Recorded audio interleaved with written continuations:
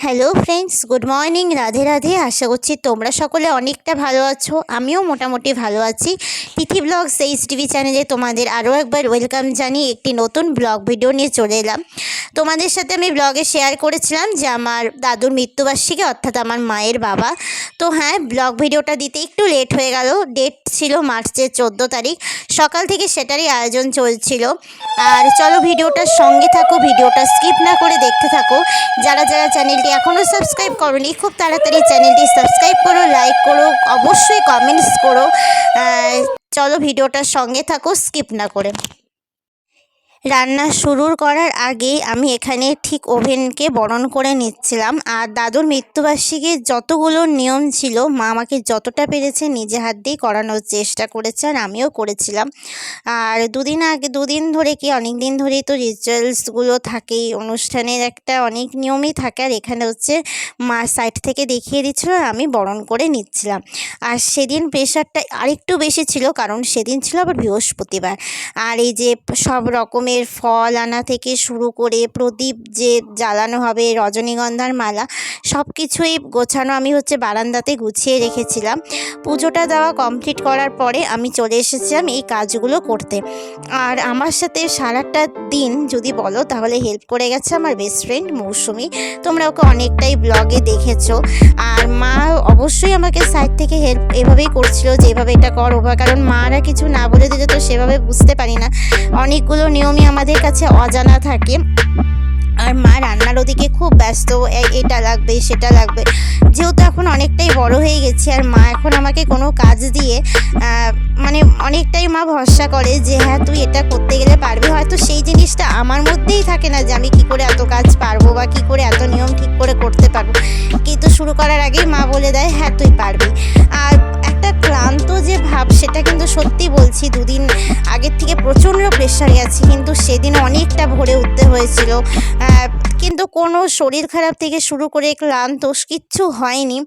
আর এখানে যে রাধা গোবিন্দের ফটোটা তোমাদের ব্লগে আমি এটাও দেখিয়েছিলাম, এটাও আনা হয়েছিল। আর এই যে এখানে সাজাচ্ছিলাম। আর মালাটা একটু দাদু দিদার ফটোতে ছোট হয়েছিল, তো সেটা আবার নিজে হাতেই আমি গেঁথেছিলাম, তোমরা ভিডিওতে দেখতেই পারবে। আর আজকে ছিল দাদুর মৃত্যুবার্ষিকী, কিন্তু আমি আর মা ঠিক করেছিলাম যে দাদু দিদার দুজনের ফটোই একসাথে দিব। যদিও বা আলাদা আলাদা ছবি আছে, কিন্তু তবুও আমরা সেটা করিনি, একসাথেই দুজনের ছবি দিয়েছিলাম। আর আমার প্রত্যেকটা ভিডিওতে যতটুকু করা হয়েছে সময় করে, সবটাই আমার বান্ধবী ও করেছিল। আর এখানে তিলের তেল প্রদীপে দিচ্ছি। আর এখানে একটা মা বলে দিয়েছিল যে প্রদীপ তো জ্বলবেই, যখন থেকে কীর্তন শুরু হবে একটা কর্পূরও দিতে।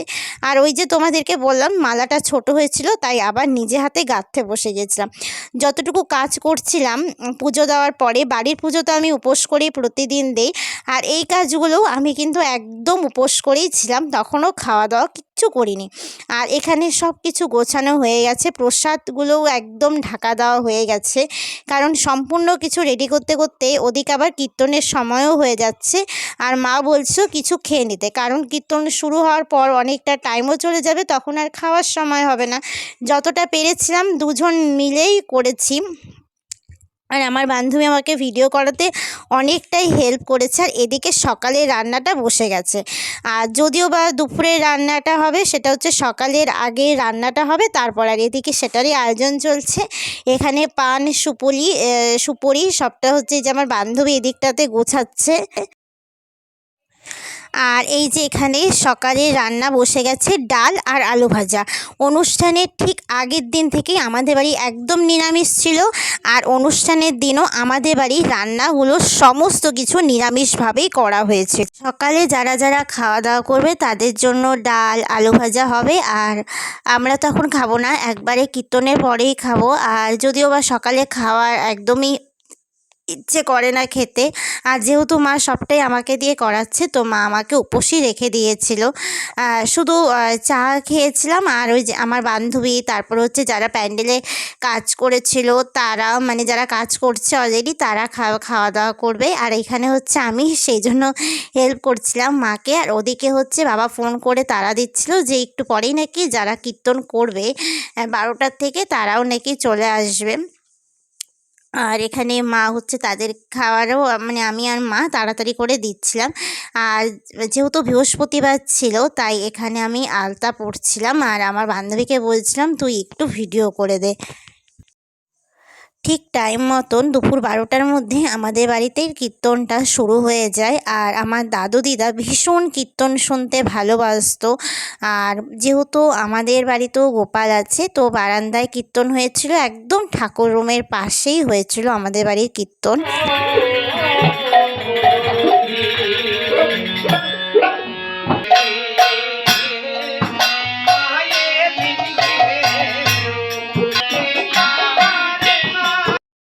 আর এখানে যে দুপুরে রান্নার প্রস্তুতি চলছে আর ওদিকে তো কীর্তন শুরুই হয়ে গেছে। সবথেকে খারাপ লাগছিল এত কিছুর মাঝখানে শুধু আমার মানিয়ে বাড়িরই কেউ আসতে পারেনি।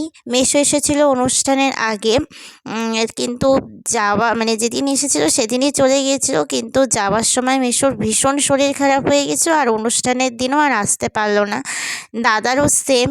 আর মানির তো স্কুলের কাজের জন্যই মানি আসলো না, তো কী আর করা যাবে, মানিরা বারবার ফোন করছিল, থাকলে আরও বেশি ভালো লাগতো। ওদিকে তো কীর্তন চলছিল আর এখানে রান্না কমপ্লিট হয়ে গেছে, শুধু ভাত আর বেগুনিটা হবে। আর তারপর হচ্ছে এদিকে টেবিল চেয়ার এগুলো বিছানো কমপ্লিটও হয়ে যাবে। আর এখানে হচ্ছে কীর্তনটা শেষও হয়ে গিয়েছিল। এখানে সবার খাওয়া দাওয়া কমপ্লিট করার পর মা বাবা তারপরে পাড়ার বড় মা সবাই, আমার মেঝো মা, একটু সবাই বসে বসে গল্প করছিল। আর তখন হচ্ছে আমি যারা ছিল প্যান্ডেলে তাদেরকে খেতে দিচ্ছিলাম। আর এখানে হচ্ছে মৌসুমি আর আমার পাড়ারই একটা ভাস্তি, ওরা বসে বসে গল্প করেছিল। তো আমি আবার ভিডিওটা দেখলাম, তাই ভাবলাম তোমাদের সাথেও শেয়ার করে নিই, আবার হাই করছিল। আর এখানে চলে এসেছে আমার আরও দুই বান্ধবী, তোমরা অবশ্যই তাদেরকে হয়তো চেনো। তো তাদেরকেও আমি খেতে দিচ্ছিলাম। আর একজনের তো ভীষণ শরীর খারাপ ছিল, তাও এসেছে, তাতেই ভীষণ খুশি হয়েছি আমি। আর এখানে একটু বেশি আমরা শয়তানি করছিলাম, মানে অনেকটা টাইম পর না, অনেকক্ষণ পর, মানে এতটাই ব্যস্ত ছিলাম একটু কথা বলার সময় পাচ্ছিলাম। আর এই ভিডিওটা হচ্ছে মৌসুমিই করছিল আর এখানে হচ্ছে আমি হচ্ছে ওদেরকে খেতে দিচ্ছিলাম। এখানে বসে সবাই একটু গল্প করছিল। আর বন্ধুরা সরি, আমার রেসিপিগুলো লেট হয়ে গেল শেয়ার করতে। দাদুর অনুষ্ঠানের রেসিপিতে ছিল ভাত, ডাল, বেগুনি, ফুলকপির ডালনা, ছোলা পনির, চাটনি, পায়েস। তোমাদের তো বলেইছিলাম সবটাই নিরামিষভাবেই করা হয়েছে আর সাধারণভাবেই সবটাকে করা হয়েছে। আর এখানে হচ্ছে কাকু কাকিমণি খেতে বসেছিল, ওনারা রাতে এসেছিল। এনারা হচ্ছে দিদিভাইয়ের কাকা শ্বশুর আর কাকি শাশুড়ি মা, ওনারা রাতে এসেছিল আমাদের বাড়ি। তো বন্ধুরা, দাদুর মৃত্যুবার্ষিকীর অনুষ্ঠানের ভিডিওটা আমার কাছে এই পর্যন্তই ছিল। তোমরা অবশ্যই কমেন্টস বক্সে আজকে হরে কৃষ্ণ লিখো। তো তোমাদের সাথে আবার নেক্সট ব্লগ ভিডিওতে আমার দেখা হচ্ছে। তোমরা অনেকটা ভালো থেকো, সুস্থ থেকো, সাবধানে থেকো। চলো তাহলে আজকের মতন টাটা।